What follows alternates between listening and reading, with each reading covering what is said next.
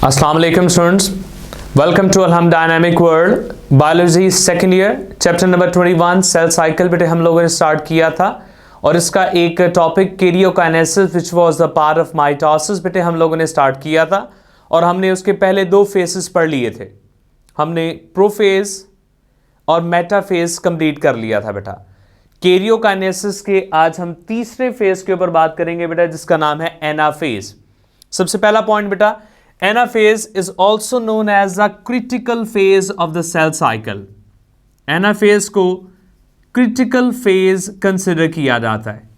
इसे critical phase बेटा इसलिए कहते हैं क्योंकि ये इंश्योर करता है कि नंबर ऑफ क्रोमोसोम जो आने वाले नए डॉटर सेल्स हैं उनके अंदर इक्वली डिस्ट्रीब्यूटेड हों। क्योंकि अगर एनाफेज के किसी भी पार्ट के अंदर किसी भी कंपोनेंट में कोई भी गड़बड़ हो जाए या कोई भी प्रॉब्लम हो जाए तो number of chromosome equally distribute नहीं होंगे और इस वजह से जो नए आगे सेल बनेंगे वो एबनॉर्मल होंगे और उन एबनॉर्मल सेल की वजह से बहुत सारे प्रॉब्लम हो सकते हैं। इसलिए एनाफेज के सारे चेक पॉइंट्स और एनाफेज के सारे जो इंटरनल सिग्नलिंग प्रोग्राम्स होते हैं बेटा, वो इस बात को तय करते हैं कि सेल्स में number of chromosome properly disjunction की मदद से इक्वली तौर पर डिस्ट्रीब्यूटेड हों। तो एनाफेज के स्टार्ट पे जो केस सिनेरियो बेटा वो कुछ इस तरह का है। आपको नजर आता है कि माइटोसिस में जो फेज मेटाफेज था जो इससे पहले वाला, उसमें सारे क्रोमोसोम ऑलमोस्ट सेंटर में इक्वेटर के ऊपर अलाइन थे। अब जैसे ही एनाफेज शुरू होता है तो एनाफेज के शुरू होने से जितने भी स्पिंडल फाइबर्स हैं उनको सिग्नल दे दिए जाते हैं, उनको सिग्नल जाते हैं और दो स्पिंडल फाइबर एक दूसरे के साथ मिलकर काम करते हैं बेटा। सबसे पहले जो काइनेटोकोर स्पिंडल फाइबर होता है जो कि क्रोमोसोम्स को काइनेटोकोर से जोड़े हुए है, सबसे पहले वो कॉन्ट्रैक्ट करता है दोनों साइड से। जब वो कॉन्ट्रैक्ट करेगा यानी कि छोटा होगा तो जो सेंट्रोमियर है उसके ऊपर खिंचाव पड़ेगा, पुलिंग फोर्स पड़ेगी और उससे जो सेंट्रोमियर होगा वो थोड़ा सा फूलना शुरू हो जाएगा, थोड़ा सा इलोंगेट होगा।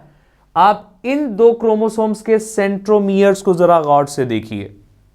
पहले वाला सेंट्रोमियर बिल्कुल ठीक है, लेकिन जो दूसरे वाला है वो थोड़ा सा इलोंगेटेड है। उसकी क्या वजह है? वजह यह है कि जो उसके साथ स्पिंडल फाइबर्स अटैच हैं, जो काइनेटोकोर फाइबर्स उसके साथ जुड़े हैं, उन्होंने सेंट्रोमियर्स को ऑपोजिट पोल्स पे खींचना शुरू कर दिया है। लेकिन इसी के ऑपोजिट साइड पर आप देख रहे हैं कि जो अपर वाले जो आर्म्स हैं वो अलहदा नहीं हो रहे। उसकी वजह यह है कि काइनेटोकोर स्पिंडल फाइबर कॉन्ट्रैक्ट करता है बिल्कुल उसी वक्त जो बाकी के पोलर फाइबर्स हैं वो थोड़ा सा रिलैक्स होते हैं, वो इलोंगेट हो जाते हैं। वो कहते हैं कि जी हमें कोई जरूरत नहीं है खींचने की। उससे क्या होता है कि सेंट्रल पार्ट लंबा होना शुरू हो जाता है और जो ऊपर वाले पार्ट हैं वो ऐसे जुड़े रहते हैं। और एक कंडीशन आती है बेटा जिसमें सेंट्रोमियर लंबा हो जाता है लेकिन ऊपर वाले दोनों फाइबर ऐसे एक दूसरे के साथ जुड़े हुए रहते हैं। जैसे जैसे ये फेज इलोंगेट होता जाता है, अर्ली एनाफेज के बाद जब लेट फिलोफेज की तरफ, लेट वाले कंपोनेंट्स की तरफ वो मूवमेंट शो करता है, तो क्या होता है कि ये वाले जो काइनेटोकोर्स हैं वो एक दूसरे से अलहदा हो जाते हैं, बट स्टिल क्रोमेटिड्स अभी भी आपस में अटैच हैं। और जैसे जैसे ये प्रोफेज, ये जो फेज है इलोंगेट करता जाता है तो कंडीशन यहां से इस सीक्वेंस में बढ़ती हैं और यही वाला फिर आगे इस तरह से मूव करता है। और एक टाइम आता है कि लेट एनाफेज में जो दोनों क्रोमेटिड्स हैं वो एक दूसरे से अलहदा हो जाते हैं। हाफ नंबर ऑफ क्रोमोसोम उसके एक पोल पर, हाफ नंबर ऑफ क्रोमोसोम उसके दूसरे पोल पर मूव करना शुरू कर देते हैं। अगर तो ये इक्वली डिस्ट्रीब्यूटेड हों तो बहुत अच्छी बात है, लेकिन अगर इक्वली डिस्ट्रीब्यूटेड ना हो तो बेटा बहुत सारी प्रॉब्लम्स आ सकती हैं, कैंसरस सेल्स बन सकते हैं एंड मेनी मोर प्रॉब्लम्स इससे जनरेट हो सकती हैं। अब क्रोमोसोम एक दूसरे के ऑपोजिट पोल्स पर मूव करना शुरू कर देते हैं। यही इंडिकेशन लेट एनाफेज की है बेटा, यही इंडिकेशन लेट एनाफेज की और अर्ली टीलोफेज की है जो कि नेक्स्ट फेज है बेटा। टीलोफेज कैरियोकाइनेसिस का आखिरी मरहला है बेटा। इस स्टेप के अंदर क्या होगा कि जो क्रोमोसोम्स हैं जो अभी अभी अलहदा हुए हैं, जो सिस्टर पहले क्रोमेटिड से अब वो अलहदा हुए हैं, आधे एक पोल पर आ चुके हैं, आधे दूसरे पोल पर जा चुके हैं। अब उनकी फाइनलाइजेशन की बारी है, उनकी पैकिंग की बारी है। इसीलिए टीलोफेज को ऑपोजिट टू प्रोफेज कहते हैं, ऑपोजिट टू प्रोफेज। ये प्रोफेज के ऑपोजिट है बेटा। क्या वजह है उसकी? वजह यह है कि वो सारी चीजें जो प्रोफेज के अंदर एक्टिवेट हुई थी ये वहां पर यहां आके दोबारा से वैसी ही हो जाएंगी। जैसे उसमें हमने ये देखा था कि जो क्रोमैटिन है वो कंडेंस करके क्रोमोसोम बनाता है। यहां क्या होगा कि जितने भी क्रोमोसोम्स होंगे वो दोबारा से क्रोमैटिन मटेरियल में चेंज हो जाएंगे। हमने देखा था कि न्यूक्लियर इनवेलप टूट गई थी, तो यहां पर दोनों साइड पर दो नई न्यूक्लियर इनवेलप बन जाएंगी। हमने देखा था कि न्यूक्लियोलाई उस वक्त डिसअपीयर हुआ था, तो यहां पर वो रीअपीयर हो जाएगा बेटा।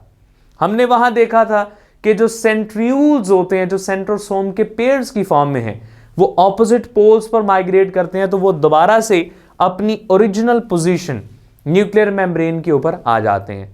हमने वहां देखा था कि स्पिंडल फाइबर्स बनते हैं प्रोटीन्स की मदद से, तो वहां पर स्पिंडल फाइबर इधर आकर खत्म हो जाते हैं। वो सारी चीजें जो प्रोफेज में एक्टिव हुई थी यहां पर आकर वो डीएक्टिवेट हो जाती हैं। एट द वेरी एंड आपको टीलोफेज के आखिर पे सेल कुछ इस तरह का नजर आएगा। ये सेल है, इस सेल में दो डॉटर न्यूक्लियाइज बन चुके हैं बेटा। प्रीवियस से लेक्चर्स में मैंने जब आपको ये बताया था कि एक न्यूक्लियस डिवाइड करके जब दो न्यूक्लियस बनेगा तो उसी को कैरियोकाइनेसिस कहते हैं। तो न्यूक्लियस डिवाइड हो चुका है बेटा, एक न्यूक्लियस दो कॉपियां बना चुका है।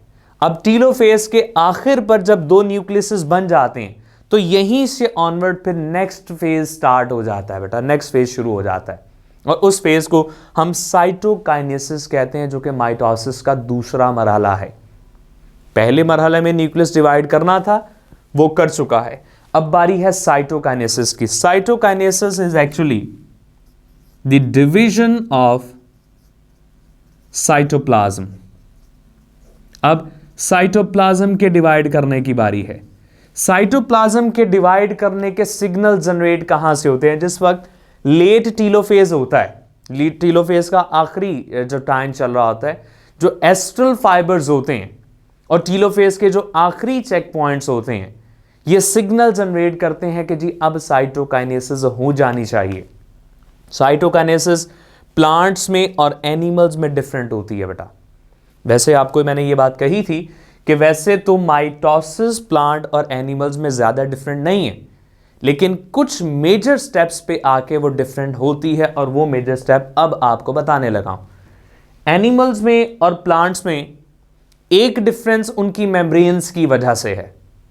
एनिमल सेल की जो आउटर प्लाज्मा मेम्ब्रेन है वो अपनी शेप बदल सकती है, वो कॉन्ट्रैक्ट कर सकती है, वो श्रिंक भी हो सकती है, लेकिन प्लांट्स की सेल वॉल रिजिड होती है, वो अपनी शेप नहीं बदल सकती। इसलिए इन दोनों में साइटोप्लाज्म के डिवाइड करने का जो प्रोसेस होगा वो सबसे डिफरेंट होगा। एनिमल सेल जो होते हैं ना बेटा, एनिमल सेल्स पे जैसे ही टीलोफेज का आखिरी पार्ट शुरू होता है या खत्म जैसे ही वो करते हुए एंड पे आता है, एस्ट्रल फाइबर्स सिग्नल्स भेजते हैं इनके किनारों को। ये देखिए, ये मैंने आपको एक एनिमल सेल बना के दिखाया है। दो न्यूक्लियस यहां पर बने हुए हैं, यहां पर न्यूक्लियस नंबर 1 बना हुआ है, यहां पर डॉटर न्यूक्लियाई नंबर 2 बना हुआ है, वो मैंने यहां मेंशन नहीं किया, बनाए नहीं, लेकिन यहां पर वो मौजूद होते हैं। यहां पर जैसे ही उनके सेंट्रल पार्ट को सिग्नल मिलते हैं तो यहां पर दो कॉन्ट्रैक्टाइल प्रोटीन्स होती हैं, एक्टिन एंड मायोसिन। एक्टिन और मायोसिन सेल के सेंटर में आके एग्रीगेट करना शुरू हो जाती हैं, सेल्स के दोनों पोल्स पे आके लिंक करना शुरू करती हैं और सेल को सेंटर से खींचना शुरू कर देती हैं एक दूसरे की तरफ। उससे क्या होता है, एक फरो डेवलप होने लग जाती है, एक डीपन डेवलप होने लग जाती है, और वो इस तरह से दोनों साइड से मूव करती है, और एक टाइम आता है कि दोनों साइड से आके मिल जाती है। वो जो एक पूरी डिप्रेशन बनती है उसी को हम क्लीवेज फरो कहते हैं बेटा। तो एनिमल सेल्स में साइटोकाइनेसिस का फिनोमेना क्लीवेज फरो बनाने की वजह से होता है बेटा, और इक्वली तौर पर साइटोप्लाज्म डिस्ट्रीब्यूटेड होता है, एक उस साइड की तरफ तो दूसरा उस साइड की तरफ चला जाता है बेटा।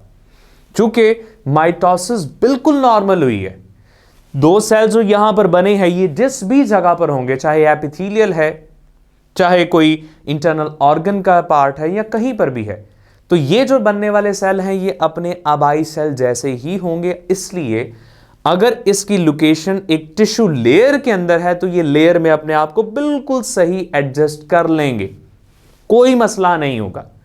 लेकिन अगर डिवीजन प्रॉपर बेटे नहीं होती है तो ऐसी कंडीशन में ये जो दो सेल्स बनेंगे ये एबनॉर्मल होंगे, और एबनॉर्मल सेल कभी भी नॉर्मल सेल्स के साथ मिलकर नहीं रह सकते। हम इनकी बात आगे करेंगे कि एबनॉर्मल सेल किस तरह से बिहेव करते हैं। अभी के लिए सिर्फ इतना कि एनिमल सेल्स में साइटोकाइनेसिस का फिनोमेना क्लीवेज फरो की मदद से होता है। ये उन प्रोटीन की मदद से है जिन्हें हम एक्टिन और मायोसिन प्रोटीन कहते हैं बेटा। लास्ट हमारा पॉइंट है प्लांट सेल्स में ये फिनोमेना किस तरह से होता है। चूंकि प्लांट सेल्स की मेम्ब्रेन इन्वेजिनेट नहीं कर सकती हैं, क्लीवेज फरो नहीं बन सकता क्योंकि सेल वॉल रिजिड होती है, इसलिए प्लांट के सेल्स को कोई और फिनोमेना देखना पड़ता है। और उस फिनोमेना को समझने के लिए आपको प्लांट्स में पहले इन स्टेप्स का पता होना चाहिए, because plants do not have सेंट्रियूल्स। तो प्लांट्स में सेंट्रियूल ही नहीं है तो क्या फिर उनमें स्पिंडल फाइबर नहीं बनेंगे? क्या उनमें क्रोमोसोम डिवाइड नहीं करेंगे?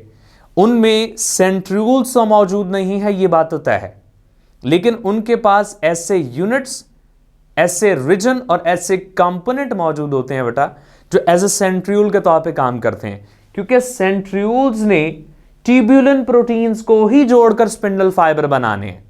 तो प्लांट्स में सेंट्रियूल का रोल कोई और प्ले करता है, वो उन प्रोटीन्स को अलाइन कर देता है, क्रोमोसोम्स के साथ बाइंड करवा देता है, फिर उनकी सेग्रीगेशन करवा देता है। तो प्लांट्स में रीजन मौजूद होते हैं। अब प्लांट्स में चूंकि आपको बताया गया बेटा कि वॉल्स बड़ी रिजिड है, तो उनमें ऐसे डिवीजन नहीं होती कि दोनों मेम्ब्रेन्स एक दूसरे की तरफ आ जाएं। तो फिर एक ऐसा कंपोनेंट चाहिए जो सेल के सेंटर में अरेंज हो, दोनों साइडों तक वो प्लांट्स की मेम्ब्रेन्स को मिला दे और दो नए सेल्स बनवा दे। ऐसी कंडीशंस को फॉलो करने के लिए जो इंफॉर्मेशन है वो जनरेट जो माइटोसिस का जो मेटाफेज होता है ना, उसी में करवा दी जाती है।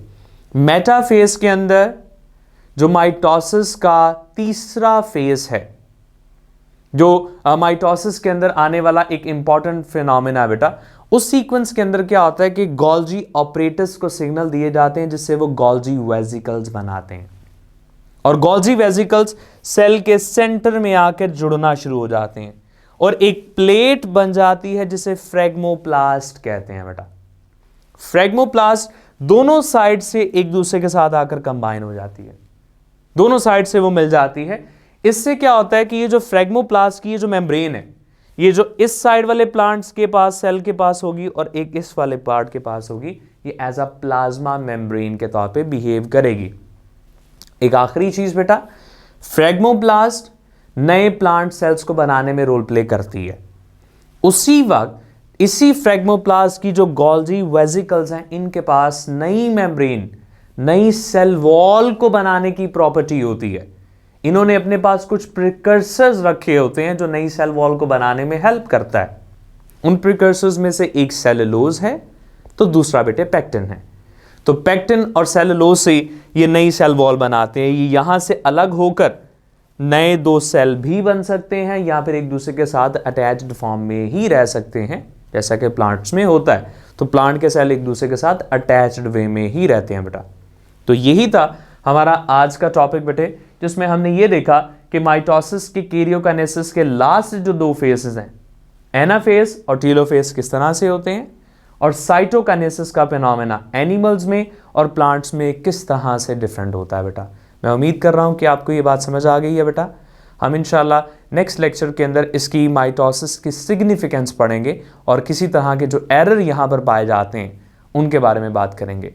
अपना ख्याल रखिएगा बेटे। अल्लाह हाफिज़।